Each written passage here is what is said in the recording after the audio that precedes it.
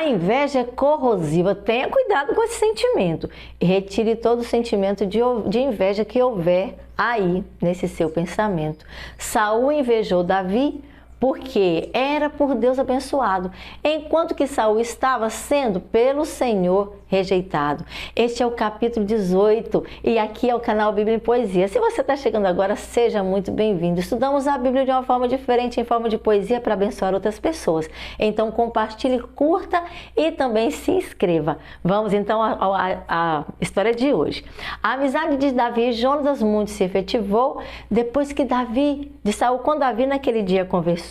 Foi tão grande o carinho entre ambos, surgido entre Jonatas, que ele tornou-se para Davi o seu melhor amigo. E na casa de Saul, Davi depois disso ficou. E para a casa de Jessé em Belém, ele nunca mais voltou. E Jonatas fez um acordo de amizade com Davi, pois se tornara como irmão, o melhor amigo que tinha Davi. Jonatas tirou seu manto, o manto que vestindo estava, e deu a Davi, junto com sua túnica, o seu arco e até a sua espada e o cinturão que ele próprio usava. Tudo que Saul ordenava fazer, Davi fazia com cuidado, e Saul lhe deu um posto no exército, que era um cargo bem elevado. Isso fez com que todo o povo e os conselheiros de Saul ficassem de verdade muito maravilhados. Quando os soldados voltavam para casa, depois de Davi ter matado o filisteu, as mulheres saíram de todas as cidades e de todos os cantos de Israel, para que com cânticos e danças para Saul elas iam encontrar, e com tamborins, com músicas alegres, com os instrumentos de 3 cordas, elas começaram a dançar e a cantar. Saul matou milhares e Davi dezenas de milhares. Saul ficou muito irritado e aborrecido com esse refrão e disse bem pesaroso e com tristeza no coração: milhares as mulheres atribuíram a mim, mas dezenas de milhares elas atribuíram a Davi. Falta só elas almejarem, tirarem o trono de mim e darem para esse menino, para esse guerreiro Davi. Daí em diante, Saul olhava com muita inveja para Davi. No dia seguinte, um espírito maligno que por Deus fora mandado apoderou-se de Saul e ele ficou transtornado. Enquanto Davi tocava a harpa, como ele estava acostumado, Saul estava sentado com uma lança na mão e atirou em Davi com muita má intenção. Eu encravarei Davi na parede, mas Davi se desviou e Saul tinha muito medo porque já o abandonara o Senhor. E estava agora com Davi esse espírito, e Saul a isso notou. Então de sua presença Davi foi afastado e recebeu o comando de uma tropa de 1000 soldados. A essa tropa Davi conduzia em suas companhias e pelo Senhor ele era abençoado. Como ele tinha muita habilidade, teve muito medo dele, e era um medo de verdade.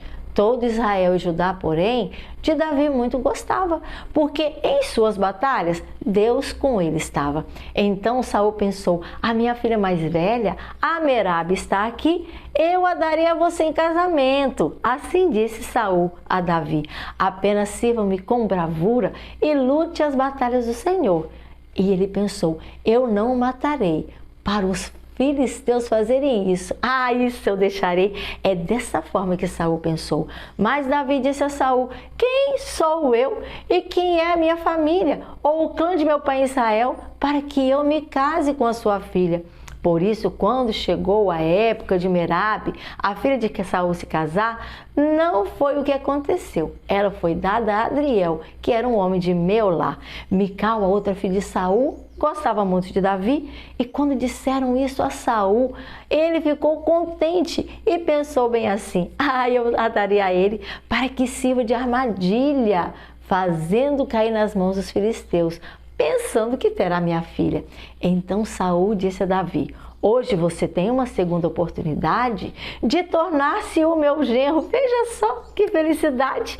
Então Saul ordenou aos seus conselheiros que falassem a Davi em particular e que fizesse isso bem ligeiro. olha, Davi, o rei, com você está satisfeito e todos os seus conselheiros o estimam, você será para ele um genro perfeito. Quando falaram com Davi, ele disse: vocês acham fácil tornar-se o genro de Saul? Sou pobre, recursos não há em mim, recursos não tenho nenhum.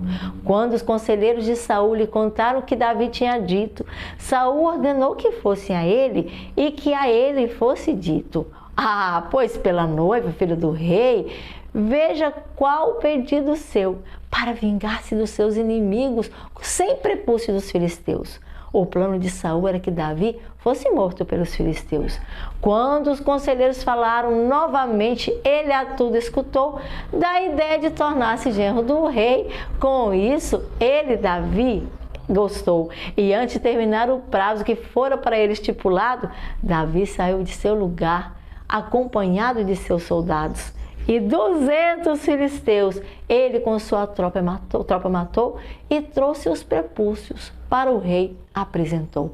Então Saul lhe deu sua filha Mical em casamento, e quando Saul viu claramente que o Senhor estava com Davi e que Mical o amava imensamente, temeu ainda mais, e como seu inimigo continuou pelos dias de vida que a ele ainda restou. Os comandantes filisteus continuaram saindo para batalhar, e todas as vezes que o faziam, Davi conseguia contra eles se destacar. Davi tinha mais habilidade do que os outros oficiais, e entre os homens de Saul, ele sempre destacou-se ainda mais. Um homem que tem o Espírito do Senhor, ele se destaca. Você tem se destacado também? No seu trabalho, na sua região, na sua igreja, na sua família, precisamos de um destaque. Não é um destaque para aparecer, assim, para dizer eu sou melhor, não. Mas é quando nós temos o Espírito do Senhor, uma alegria e um brilho fica em nosso rosto. É isso que a Bíblia nos assegura, meu querido. E se a Bíblia diz, quem somos nós para duvidar? Vamos acreditar e vamos continuar aprendendo mais desse Deus, se aproximando e se apaixonando muito mais da sua palavra, porque em breve Jesus virá e nos levará para viver eternamente com Ele. Que tal conhecermos Davi? Que tal conhecermos outros personagens bíblicos? E o melhor ainda, conhecermos face a face o nosso Jesus, o nosso Redentor. Então, querido, querida, seja reavivado pela palavra do Senhor mais essa vez e que Deus esteja com você. Até amanhã.